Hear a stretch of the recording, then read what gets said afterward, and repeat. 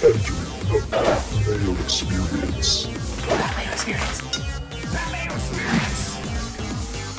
That Mayo Experience. Experience. Oh yes, we're back for another golf season. The Sentry tournament preview, course preview, field preview, stats preview, modeling, early picks, everything of the sorts is coming up in a little bit. You can always just hit the time code and jump to it if you like. But I'm starting with Underdog PGA Best Ball strategy, quick tips, and the player rankings for the season. It starts this week at the Sentry. So if you're looking to get in, it's not even half full yet. The big contest on Underdog, which has $50,000 to first place, it's $10 to play. And doing the drafts is an amazing amount of fun. So if you don't have an account at Underdog yet, use code Mayo, go sign up. You'll get a deposit bonus of up to $1,000, which will more than cover you in most of the drafts that you want to do. Basically, you can do drafts for half price if you use code Mayo right now and you're a first-time player. And you can do Underdog drafts in states where they don't allow pick'em games, so it makes it even more fun that way. And it's a great sweat all year long. So go use code Mayo. I got some quick tips for you and the player rankings. If you're looking for a full list of the player rankings in order from 1 to 100, additionally, more in-depth strategy, breaking down the scoring a little bit in more detail. You can find that all in the free Mayo Media newsletter. I sent it out to everyone already, so if you are subbed, you have that in your inbox. But if you're not, please go sub. It's completely free on Substack under Mayo Media. Additionally, you can find the link down in the description right now, where you can find that in-depth strategy, and it goes into trying to figure everything out for the course of the season, guys to avoid, guys not to avoid, guys to target, and guys you should absolutely not draft. So the quick tips I have, actually, you know what, before I start, I want to show off something. I got this for Christmas from my father-in-law. He's Scottish, and his dad gave it to him, and he has 3 daughters, so he ended up giving it to me as a Christmas gift. It is a $5 Scottish pound of Jack Nicklaus issued by the Scottish Royal Bank from one of his Open Championship wins. It's pretty awesome. I actually really enjoy it. So I'm going to have it framed. It'll be on the wall behind me. If you're ever wondering what that picture is that's blurry in the background, it is a $5 Scottish pound of a triumph of Jack Nicklaus at the Open Championship in Scotland issued. It's legal currency, so don't rob me for my $5 pound now if you find out where I live. I mean, I don't know how easy that exchange is going to go, and if you're American, you probably don't even want it anyway with the strength of your dollar at the moment. But I thought it was a really nice gift, and I can't wait to show it off in the background, but I wanted to show it to all of you to start things off. So the quick tips I have for Underdog Best Ball going into drafts right now. And again, you can find the in-depth strategy. And I've even done drafts with Byron. I do one with Jeff on the Monday Pick Show too. If you want to see how this actually materializes, maybe I'll do another one live on Wednesday morning along with you guys as well. We'll see how that works out. It's a sub to Mayo Media Network. Number 1, volume means everything in this tournament. It's not about how good of players that you draft. No, it's about how many starts they're going to get. You need to break your teams up between signature events and major players and guys that play in the rest of the events, because you draft a team of 10 and your 6 best scores per week are going to count. The problem I've been seeing, and Byron and I talked this through on the strategy show, is that people are like, oh my God, Rory McIlroy in the 4th round, what an amazing pick. It's like, no, it's not an amazing pick. You'd probably rather draft Andrew Novak in that spot because he's going to play in all the tournaments that Rory isn't. And Rory's start of the season schedule, he just doesn't play. So he's not going to be very valuable to you whatsoever. So if you can find what I like to call the unicorn players, the ones that are going to play in the Sentry and get invited to some of the signature events, qualified for the majors, but still have to play in the Honda Classic, I guess the Cognizant Classic now, the Texas tournaments, the ones that the big stars aren't going to. You need those starts primarily because they're extra points that you can gather along the way. And additionally, those tend to be the easiest tournaments of the year. So just going back and taking a look at it, I went to the US Open in 2016 and took a look at Dustin Johnson, who won at -4. There were 4 players under par that week. He had a great week, finished 4 under, and won the US Open because the US Open is back at Oakmont this year. That's why I use that as an example. So to go through how he did, overall he scored 98.5 points, and that includes a first round bogey-free bonus. It was an amazing first round from Dustin Johnson. So overall, 98.5 fantasy points in this system for best ball. That seems like a lot, right? Wrong, because at the John Deere Classic last year, I didn't even use Davis Thompson, who finished at 28 under par. I used Rico Hui, who finished T26 at the John Deere Classic. You want to know how many fantasy points in best ball scoring he scored? 134 0.6. There was no winning bonus as a part of the scoring, and there's no strength of field bonus or major bonus. None of that matters. The only thing that matters is raw birdies, raw bogeys, birdie streaks, eagles, and if you have a triple bogey, it's like -7. That's really bad. But you know where those happen? At the harder courses and the harder tournaments where the best players end up playing. If you could just somehow jam your team full of guys that play resort courses all the time, and yet they sneak into majors and garner points that way as well, then you are off to the races. That is the optimal strategy that you're looking for, and that's what my rankings do reflect. Guys that play in all these tournaments and might play in the secondary tournaments as well, and then you need to load up towards the end with some resort course guys who are just going to go out and make a ton of birdies for you. Overall, like I said, it's 10 players per team. You do your draft with 6 other people. And in how the scoring works, the season is separated into 4 bits. So there's round 1, round 2, round 3, and round 4. So you need to come top 2 in your group of 6 to advance to round 2. You get reseeded, and then you need to come top 2 in your new group of 6, and so on and so forth till round 4 with the final tournaments of the season. And then you're competing with the final 291 people to see who scores the most points over that final mix. So it's going to be hard to figure out what's going on later in the year. You can use the Fantasy National season-long planner to see who is already committed to certain tournaments to really try to map this out. That's what I did. And if you go to fantasynational.com/Mayo right now, you get all of the stats, all of the tools, and you get access to that season-long planner and 20% off. I mean, now is the time to get the annual. You'll get all the majors, everything, and that one key component. It also really works well for the one and done too. So you can use that starting with the one and done at the Sony Open next week when you're in the race for the Mayo Cup at fantasygolfchampionships.com. But you're really trying to load up and the easier tournaments. And just other general rules of thumb that you're looking for, crappy tournaments are worth more than strong tournaments. Even though there is a cut and the other guys play 4 rounds, it doesn't really matter. You need the guys at courses where birdies are going to happen. If you're wondering, repeat courses on tour that were the easiest last year, the Sentry being one of them, that was -29. Then the American Express, that was also -29. John Deere was -28. CJ Cup, -23. The Travelers, -22. Waste Management, -21. Valero, -20. Mexico and the Players Championship were both 19 under par. Those are the key tournaments that you need to go with. So if you can find players that are in this field at the Sentry, which we'll find here in a minute, that might also be playing in Mexico and also be playing the American Express and the Valero Texas Open. Hell, if you can get them into the CJ Cup as well, you're off to the races. You know who actually fits that? Jake Knapp is a guy who fits all of those. He'll go defend in Mexico. He's not in all the signature events. He's in the Sentry. Patton Kazire, Harry Hull. These are other guys the back end of the Sentry field who get to go and make all the birdies in the world in Hawaii this week, yet get all of the other easy tournaments throughout the course of the season. Those types of players should be the last 3 to 4 picks in all of your drafts if you can. If not, you're looking at guys that you think that might surge this year in those events. Daniel Berger is one that I've been targeting that, a year removed from his injuries, that he can really go forward in this. Guys that are playing in the DP World Tour or starting overseas, you kind of have to cross them off your list, because if you can't advance past round 1 into round 2, round 3, round 4, I mean, what's the point of drafting any of these guys anyway? So to take a look at that, Rory McIlroy is not playing in the Sentry. Neither is Tommy Fleetwood. Neither is Shane Lowry. XXX. Cross them off the list. They're not simply going to have enough starts in the first round of this tournament to make it worth your while. Like guys like Cantlay and Xander and Justin Thomas and Sam Burns and Nick Dunlap, who is like my favorite pick of this entire thing, are all going to be playing in this tournament and the American Express and the signature events. Sung Jae will probably just play every tournament. Nick Taylor is another one. Now, he sucks and he hasn't been good since he won in Phoenix last year,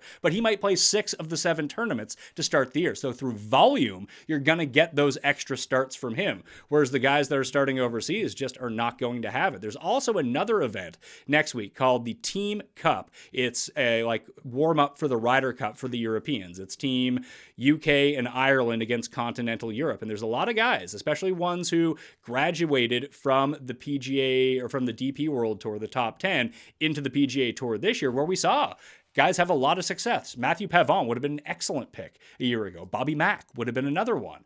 But we're just not going to see that much from some of these guys because they're stuck over in Abu Dhabi starting next week. And chances are they're going to play in Dubai in week 4, which is opposite of the Farmers. Those don't count for anything. You don't accumulate points. All they're doing is simply not playing in PGA Tour events. So you really can't draft a ton of those guys either. So Tommy's playing in that. Rose is playing in that. Aaron Rye is playing in that. Tom McKibben, Matthew Jordan, Matt Wallace, Paul Waring, Matteo Montesero, both of the Højgaards, Pavon, Antoine Rosner, Thorbjorn Olesen, Nicholas Nogard, guys that you might have liked as sleepers are playing in that event, and they're probably going to stick it in Dubai as well, so you might not see them until Pebble Beach. And if they're not qualified for the signature events, they might just play the Raza Gould Championship over in the Middle East anyway, and you might not see them until Mexico or Florida, which makes them absolutely useless for these purposes. 2 other guys to take a look at, and I'll break these guys down more in depth in the newsletter. In fact, I already have. I have it written out already.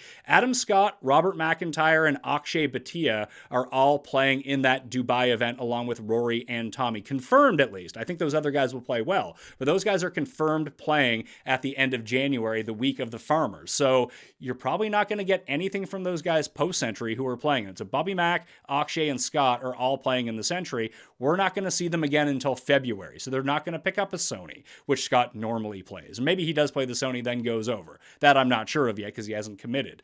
Same with Akshay. But the fact that you're not getting them there means you're probably not getting them at the American Express or in Phoenix 2 weeks later because they're going to come back for the elevated events. That event is sandwiched in between, so they simply just will not play it. So those guys I had to bump farther down the list. Akshay, I think, can make up for it because he's a young guy, and if you can advance through the pool with him, that he's going to play a lot of off-kilter events that a lot of the bigger names are simply not going to play. He's young. He's trying to make the Ryder Cup team this year, so the overflow of points is something that he's going to want. So those are some of the qualifiers and quick tips that you need to look at. Like no live guys. Bryson could win all 4 majors and not factor into anything as a part of anyone's team. Like, yeah, it's fun to draft live guys. They're useless in this format. The max they can play is 4 tournaments. And I just outlined to you that T26 of the John Deere Classic beat the winner of the U.S. Open.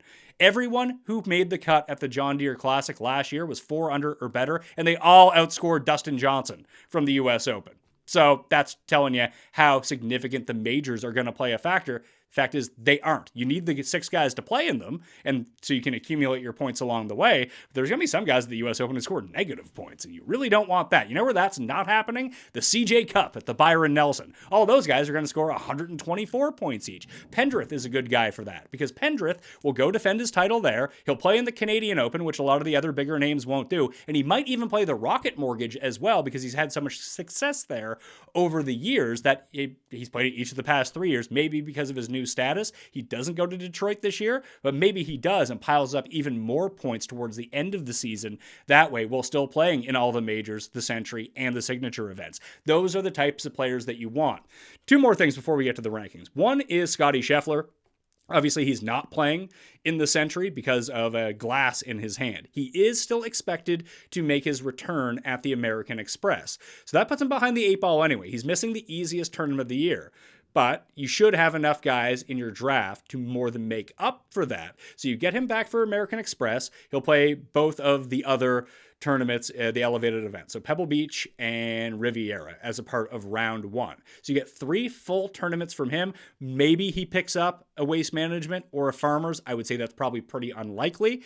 But where he still has the ability to play in some of the Texas events later on, if you can squeak Scotty through based on the rest of your draft, and you can make up for it at some of these other events. And you do get to pick him up at the American Express, where a lot of the top end players are simply not playing. Then all of a sudden, you can justify still picking him at number 2 if you wanted to. I've done it a few times. I believe I have him ranked at number 6 overall. If you can construct a team with all of these rules in place that you can get Scotty through, he may become very valuable later in the season because he'll play the easier elevated events, but he might also play the Houston or Valero, one of those 2, and he usually usually plays Colonial, and half the time, last year was the first year he didn't play the Byron Nelson because of how the schedule worked out with signature events. Now it's similar this season, but maybe he goes 1 year on, 1 year off. If you can get him into the CJ Cup this year, where the winning score might be minus 25, and he'll be by far the best player because he's a Texas guy playing in Texas events, that can make up for it. That would be my case for still having Scottie Scheffler inside the top 6 in the rankings for the best ball season of 2025. The other guy is Jordan Spieth. Coming off a wrist surgery, no idea where his health stands or when he's going to come back. But here's the interesting thing about Jordan Spieth. He has no status in terms of the signature events. He's going to have to play these other tournaments. And he's another one who will show up to Valero. He'll show up to the CJ Cup. Texas guy playing in Texas tournaments. That's always nice because those are the off the beaten path tournaments with easy scoring, as I mentioned. But he might have to pick up some more along the way. Like he might have to play American Express if he's healthy enough. He might have to play Phoenix. But where he's not in the signature events, but he's also Jordan Spieth, he's going to get a sponsor's exemption into all of these signature events anyway. So he's going to pile up rounds in those and at these other events, and he's qualified for the Players and all 4 majors. And he might even show up to John Deere. Hell, that was the tournament where he cut his teeth anyway. If you can get him in that one as well, all of a sudden, as long as he's not an abject failure on the course, Jordan Spieth becomes one of the better picks of this draft. No one's really taking him highly. No one knows where his injury status is. He could be a failed pick. He could be a big fat 0 for you because we know how these wrist injuries go and how long it takes to come back. But based on the schedule he may play, he could be the most valuable player in drafts overall. I don't mind potentially wasting a pick on him. If you waste a pick on him and he does nothing, that team is probably dead. But most of your teams are probably dead anyway. That is a guy that you can take who could elevate you near the top, especially in those mid part of the season where a lot of the top end guys simply are not going to play, and no one wants to draft him right now because of his injury. So that's the qualifier I'm using for breaking down the rankings. Again, hit the description. You can read all about it in the newsletter with more strategies, more stats, and different guys to avoid. I name names in it. But honestly, if I was from the future and knew who was going to win, I wouldn't be doing this video. I would just be counting my money. What I can basically tell you is that it's easier to tell you the people not to pick than the people who to pick in this. So once you start crossing names off the list, and that's how I've done my rankings, then that's the way that you need to go. Like Rory, for example, I am not drafting. Now, if I was sitting in the 7th round and Rory made it to me, I would probably take Rory because at that point, it's a great value for someone who's going to play in high-end tournaments and is one of the 5 best players in the world. But that's not where he's going. So in the rankings, he's buried like down in the 60s. So just keep that in mind when trying to parse through the rankings. So here they are up on the screen for you right now, or hit the link and follow along with me. We have Xander, Sungjae, Connors, Kim at number 4, Eric Cole, and Scottie Scheffler at number 6. As I mentioned, if you wanted to take Scottie at number 2, go for it. In drafts I've done since his injury, he's still going at number 1 or number 2. I know that Byron, when he did his rankings, I think he had a 3rd round value of him. I've already explained why I think that there is potential to squeak through with him if he is okay and makes his return at the American Express. If he doesn't do those things, those teams are also dead. So keep that in mind when it comes to Scottie Scheffler. After that, it's going to be Tom Kim, Sahith Theegala, Davis Thompson, JT Poston, and then Nick Dunlap, who I talked about as being one of the better guys in this draft. Tom Kim, again, didn't finish in the top 50 in the FedEx Cup, so he's not an auto invite to all of the signature events, but he's probably going to get into them all and play his way in. But he might pick up Sony, and he's committed to the American Express, so he might pick up some goober tournaments along the way. Sahith will almost definitely play in Phoenix because he plays a lot of the West Coast, and he is someone who just, again, as a younger player, might just play in more events. That's why Sungjae and Connors and Siwoo rank so highly. They just play a ton of golf.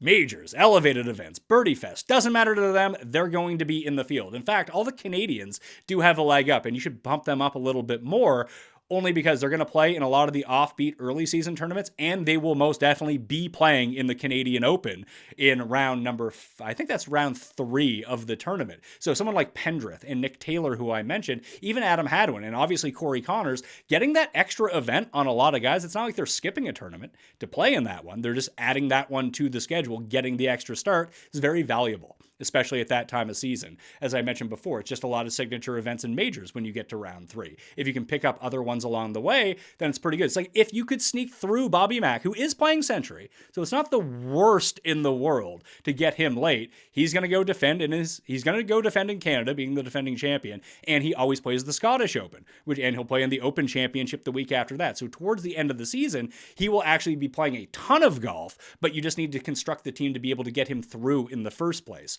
So those are the top 11. Then it's Justin Thomas, Sam Burns, Patrick Cantlay, and Byung-Hun An, Denny, Ludwig, Nick Taylor, based on those starts, Hideki, based on his propensity to maybe play at the Sony where he's played before, and play in some of those Texas tournaments as well. Morikawa, Pendrith, Henley, Harmon, Horschel, Hoagie, Knapp, Mitchell, Grazerman, Bezadenhout, they'll play the Honda, and they'll play the off-beaten events as well. Wyndham Clark, Tony Finau, Mac Hughes, Lucas Glover, Ben Griffin, Akshay. So there's where I put Akshay. I initially had him inside the top 10 before I found out he committed to Dubai. It's funny how much that would affect it, but just advancing out of Group 1 is step 1. If you don't do that, you can't win in the end. If he's going to take away some starts at the beginning of the season from himself, then I don't see a point of drafting him very highly. If he falls to you, yes. If not, move on your way.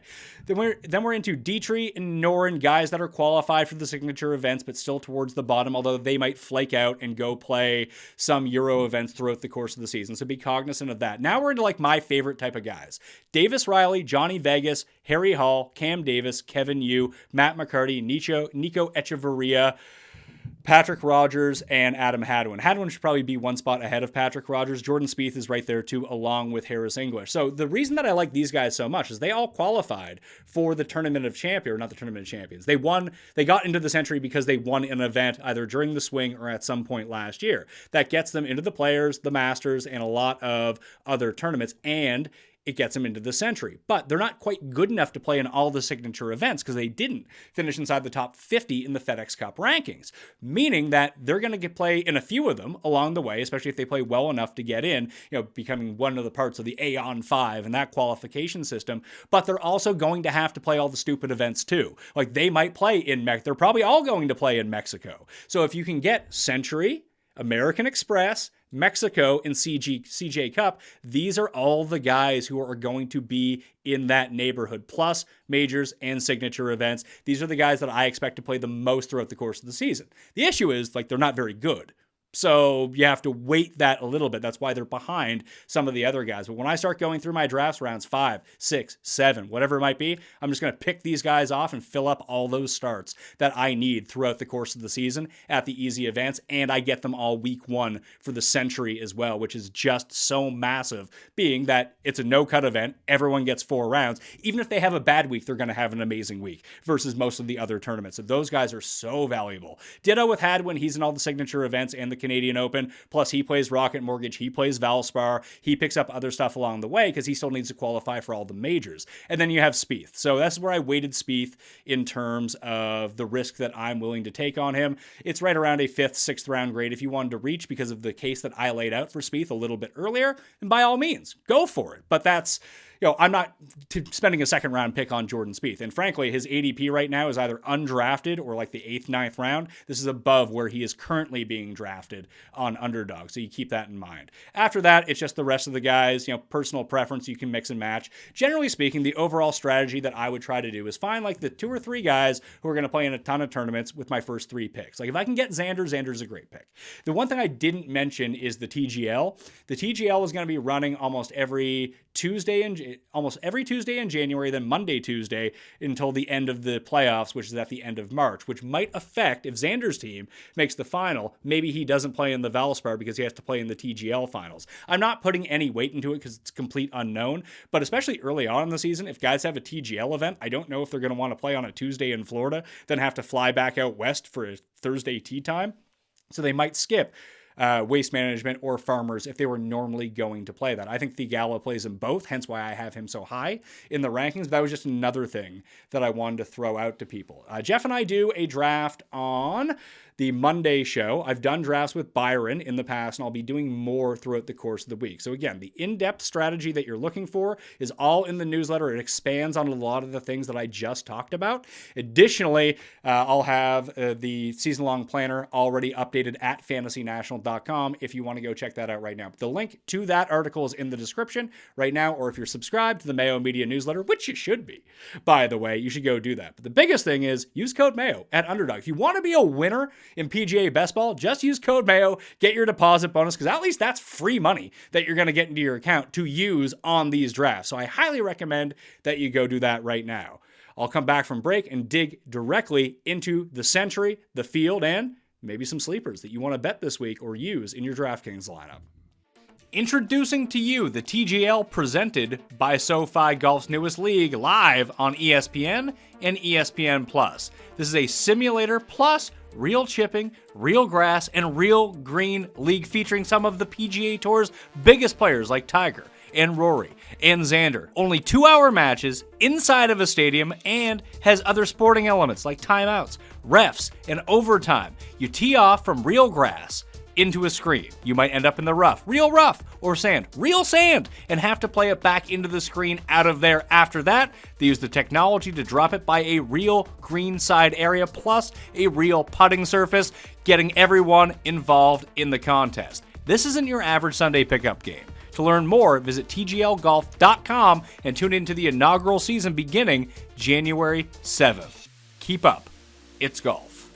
For 11 months of the year, staying motivated is not a problem for me. Then December hits, the holidays are around, I'm out of my normal routine, and it becomes a struggle to stay motivated and keeping myself laser focused on work and health and getting exercise in every single day just because everything's so out of whack with my schedule being thrown off. The one thing that I've been doing to make sure that I stay on the right path every single day is waking up and drinking my AG1. I get my essentials for nutrients and supplements every single day, and it just makes me feel so good. It makes me motivated to continue to stay focused on what I need to accomplish every single day, no matter how out of the regular routine that my life starts to get. AG1 is a sponsor of the Pat Mayo Experience, so this holiday season, try AG1 for yourself or even gift it to someone special. It's the perfect time to focus on supporting your body with an easy and surprisingly delicious daily health drink. That's why I'm so excited to be partnering with them. And AG1 is offering new subscribers a free $76 gift when you sign up. You'll get a welcome kit, a bottle of D3K2, and 5 free travel packs inside your first box. So make sure to check out drinkag1.com/Mayo to get this offer. That's drinkag1.com/Mayo to start your new year off on a healthier note. The Sentry, formerly the Tournament of Champions, is at the Plantation Course at Kapalua, par 73, 7,596 yards at elevation. Again, it's a par 73, so it's not as long as maybe it seems. The average green size is just a shade under 9,000 square feet, which makes these the largest greens on the PGA Tour, notoriously slow greens at that. 93 bunkers around the course, 0 water hazards to speak of. There's 60 players in the field, there's no cut, and it locks on January 2nd. You will have a bit of extra time to set your lineups and make your bets because it's in Hawaii. So it's, you're going to wake up and you're going to have some time to kill before the tournament actually starts. It's a beautiful course. It has gigantic fairways. So driving is kind of, unless you're like the world's worst driver, you can kind of drive it wherever. And there's so many filter points on these fairways that everything kind of rolls to the same spot. There's going to be a plethora of shots from 150, from 225 and out, and 150 and in. So if you can find a good wedge player who puts the lights out, that is exactly what you're looking for this week. It was designed by Ben Crenshaw and Bill Core. It opened in 1991 and has undergone some significant renovations to enhance its playability and the aesthetics. The course is situated on the slopes on the West Maui Islands, and it offers breathtaking views of the Pacific Ocean and the neighboring islands of Leone and Moloaki, which I'm most definitely pronouncing incorrectly. The undulating greens are really difficult to deal with as well. So again, great putters are really where you want to factor everything in. The layout takes advantage of the natural terrain, elevation changes, strategically placed hazards that you can hit into. It features some pretty memorable holes. I think the one that everyone really thinks of is the par 5 18th hole, one of the longest finishing holes on the PGA Tour. You have that big drive. It goes down the hill. You need to wing around your second shot and avoid that hazard in front of it. And then all of a sudden, you have an eagle opportunity that is right there. But before we jump over to Fantasy National to dig into the stats and try to build out who the sleepers and best plays are going to be of the week, I need to tell you about the golf one and done. The race for the Mayo Cup at fantasygolfchampionships.com, link in the description, by the way, is open. It's almost 45% full. Right now, it's $250 per entry to play for the season. That's like $5 a week. There's $1 million guaranteed in the prize pool this year. I'm very proud of that. We've built this from 5 years up to $1 million guaranteed, and it's going to fill pretty quickly. So you need to go get your entry right now, or go get your 5 entries right now. But I am giving away a few free entries. There's 2 ways to get into the draw, and I'm giving away multiple for one of them. I already gave one away on Christmas Day. I'm giving one away again on New Year's Day, and then on the pick show for the Sony Open. This one starts at the Sony Open. Best Ball starts at the Sentry. One and done starts at the Sony Open. If you buy an entry right now and then screenshot me on Twitter, Instagram, reply to the newsletter email with your entry, you're in the draw. If you've already done that, you remain in the draw. And I'll be giving away the free entry on New Year's Day and then again on a show. So there's 2 more free entries to claim that way. And you're going to be in on the tournament anyway. May as well get your entry now and then possibly win another one. Now, if you can't afford the $250, times are tough. I understand that.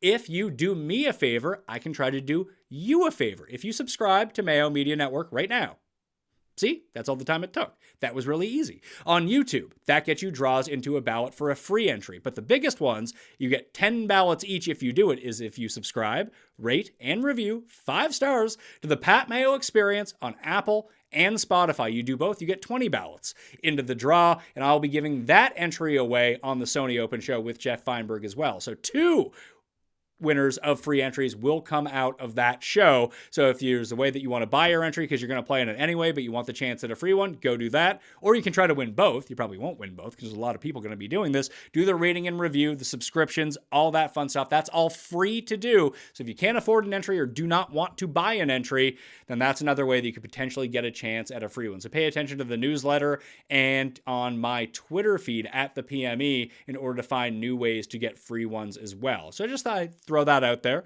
before we jump into fantasynational.com/Mayo will get you 20% off all of the stats this year. And let's dig into the field at the Sentry. Again, fantasynational.com/Mayo. The odds are out. As I mentioned during the best ball segment, if you skipped ahead to this, no Rory, no Tommy, no Lowry, and Scotty's injured. Victor's injured as well with a broken toe, yet he is still going to play in this event. Additionally, Tony Finau has been dealing with a knee injury over the course of the past few weeks, although he is still listed into the field. Scotty put glass through his hand. He's still expected to play at the American Express and make his season debut, but he's out for this tournament right now, which means that Xander is now your betting favorite at plus 475. More odds will open on Monday, and I think these odds should get a little bit better, so price shop where you want. Morikawa, Thomas, Ludwig, Cantlay, Sungjae, Hovland, Hideki, Burns. It's going to be very difficult to figure out who to go to the top. We can take a look back at course history, and there's 2 things to really note from this tournament. So last year was the first year they expanded the field. So it's 60 players this year. I believe it was 61 a year ago. And what did you see? You saw some weird names near the top. Chris Kirk ended up winning at minus 29. Thigala was in second. Spieth was there as well, although he did not qualify for this tournament this year, and he's still injured. Ben An was in fourth. Scotty, Harman, Poston. Sungjae led the field in birdies a year ago, but only came T5. Morikawa's had a lot of success. Never finished worse than T7 at this tournament in his career. Day and Xander were up there. But that was the first year the field was expanded. Before that, it was just the Tournament of Champions. So you saw Rahm beat Morikawa down the stretch in what was probably the most devastating gambling loss of my life when Morikawa started duffing chips in front of him. But the one thing that you'll notice between all of these winners over the course of the year, Cam Smith was another winner, Xander's won here, Patrick Reed is one here, Spieth is one here, Steve Stricker is one here, Zach Johnson has one here, Dustin Johnson has one here. He won here in a 3-round tournament with extreme wind and weather one of the seasons, and the other one there was a ton of wind. He was driving greens on par 4, so that was a bit strange to think of. you see Sungjae up there. T5, T5, T8. Sungjae might be a nice look this week. Ditto with Justin Thomas, who's won this tournament twice in the past as well, is that it's all good putters. I used to think that there'd be this weird corollary between John Deere Classic and Augusta National because of the weird non-flat lies that you're going to see both at Kapalua in those places. And I tried to play that angle for ages, but that didn't work. I was like, why doesn't that work? And then I really started to think about who those winners were. What do they all have in common? They all putt. They're all great wedge players, and they all putt the lights out. You don't see very many horrible putters win this event. So that's just making it very easy for me. I'm trying to amend my betting strategy, my DraftKings strategy. I had a lot of success DraftKings-wise for the first 3 months last year. Then it went off a cliff. Fortunately, it was enough to sustain me. And I would have had a massive losing gambling year on golf if not for hitting 200-to-1 parlays at the Masters, which all of you reaped in those rewards along with me, which was awesome to see. But hitting outright winners was tough for me a year ago. So I do think that where the field has been expanded and you've let in some more of these, what I like to call like the Pete Dye specialists, the Brian Harmons, the Russell Henleys, Siwoo Kims. I mean, Kim is a terrible putter, so we're going to scratch him off the list. But those other guys that primarily play at that style of tournament that are short off the tee, but they're great wedge players, they're good with their irons, and they make a ton of putts, they're really live at this tournament. That's why you've seen someone like JT Poston do so well here over the years in the limited opportunities that he's got a chance to play. So those guys are more on my radar this week than anything else. So let's jump back over and we can create, I have my regular Sentry model, which I built ages ago. We can load that one in, and then we're going to look at my wedges model, which we're going to fool around with a little bit. Fooling around on a weekend with Pat Mayo involves golf modeling at fantasynational.com. You can get in there again, fantasynational.com/Mayo. Code Mayo at Underdog too to get yourself that deposit bonus and play in those best ball drafts. If you skipped over the best ball section of this show, I highly recommend that you go check it out. I also have an article in the description up too with all of my player rankings and in-depth strategy. If you're looking to just dip your toe into the water, I think it's a pretty good time to do that. We're going to sort by past 36 because so many of the top end players have not played in ages. I want to look more at historic performance because we don't know how the layoff affects a lot of these players. So if we just bring up my model, off the tee approach, opportunities gain, par 5 scoring, 350 to 400 yard par 4s, proximity 125, 100 to 125, par 4s, putting 5 to 10, 10 to 15 feet, and eagles is what I have in right now.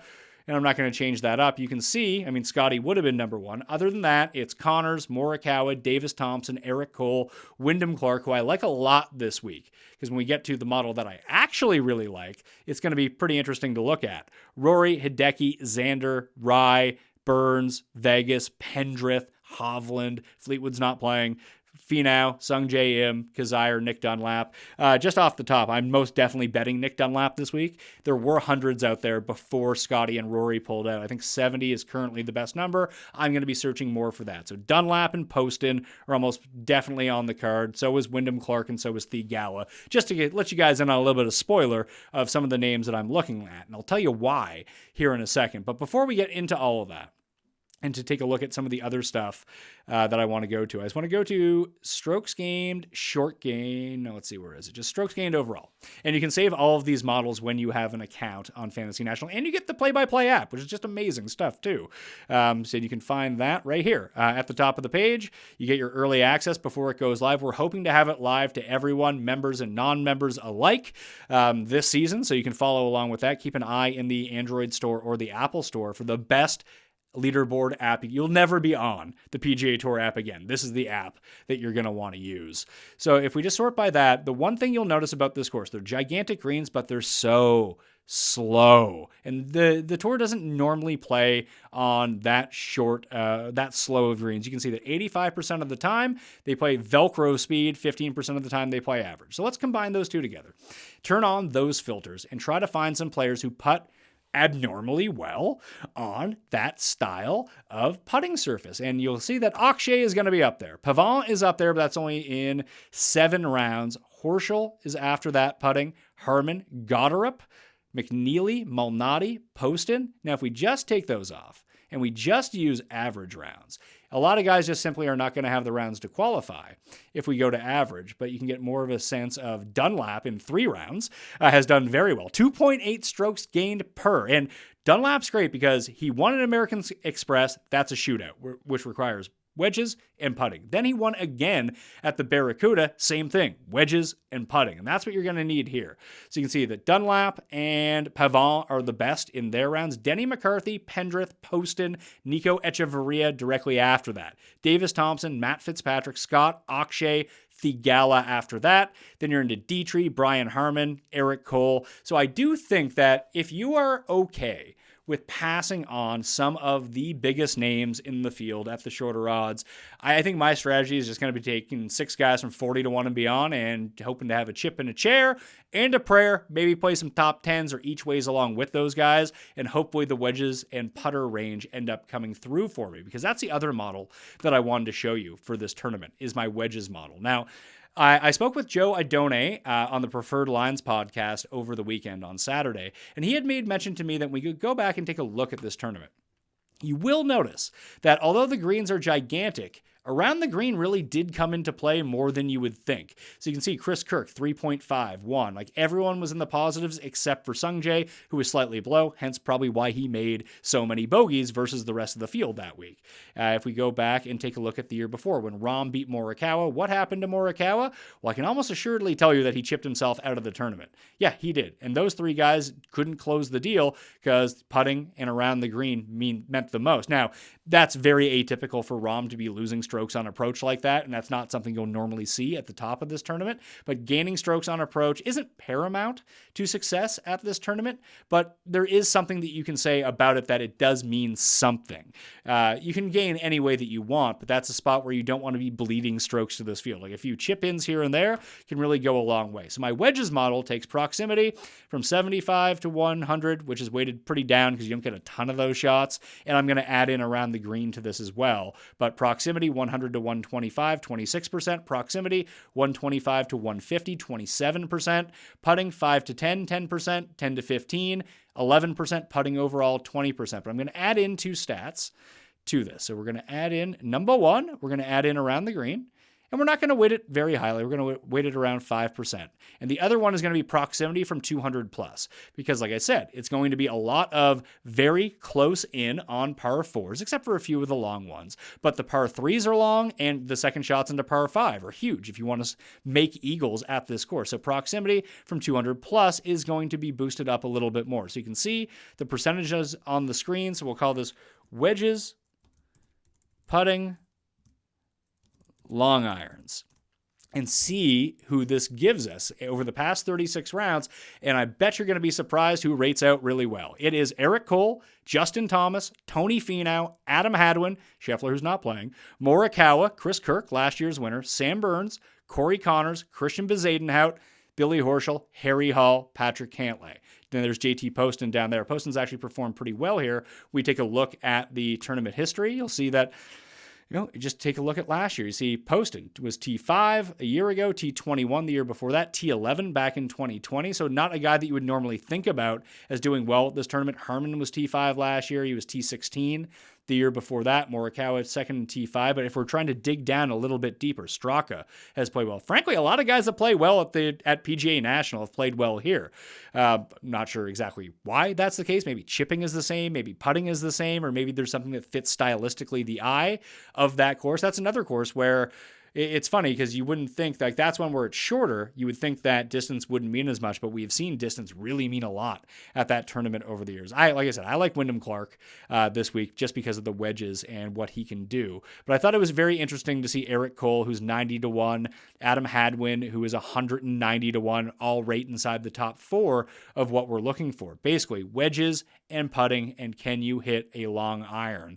You can see that's where Finau really excels. Thomas's long irons haven't really been good, but he's so good the closer you get to the hole and around the green that he can chip a few of those in. He makes the par 5s very easy for himself, even if he doesn't get there in 2. That's the drawback of Corey Connors in a situation like this, and even Colin Morikawa, whose putting and chipping did get better as the year went along a year ago. It's just you really wouldn't want to do all that much with him because of the history that he's had at this course and how he doesn't chip well here. Now, those are on Velcro and average speed greens, just because I want to take a look at that style for this course. Now, we can refresh the page and go everything. Turn those filters off if that's not what you want to look at, because is that what you want to look at? We'll turn off average down here on the left-hand side and completely clear all the filters. You can always tell at the very top that where the filters come in. It's only last 36 rounds now. We rerun the model, and all of a sudden you have Harry Hall. Eric Cole came in on both. Max Grazerman. There's Sam Burns. There's Xander Schauffele. There's Wyndham Clark.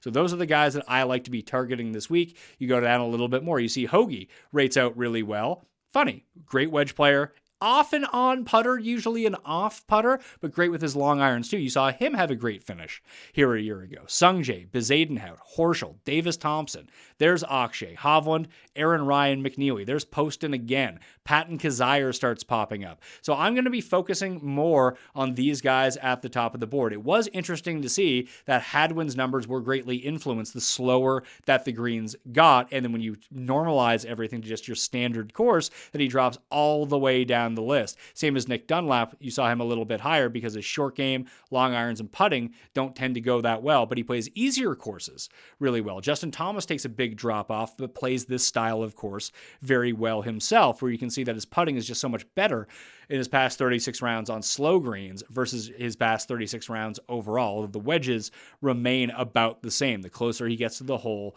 the better he ends up getting. So that's really where I'm going. You see that Hall, Cole, and Grazerman and Burns are probably the four that I'm going to be really leaning into DraftKings-wise, betting-wise. And then when it comes to Theegala was second here a year ago, and I just think his creativity around this place works really well. Skylar Hoke had the fun saying from last year is that almost any course where Jordan Spieth could play well, Sahith can play well too, because they're very similar. They're very similar in their styles of aggressiveness, both with their irons, putting. They spray the ball off the tee, but they can lock in and get really good in those areas as well. And Sahith just has those magic beans. Sometimes you need the magic beans when the winning score is going to be pushing minus 30. So I like Sahith this week as well when we're looking at it. But this comes down to a wedge and putting contest. Do not forget that when you make your picks. And because of that, I do think it allows itself with this expanded field for more of those back end players to make a real difference this week.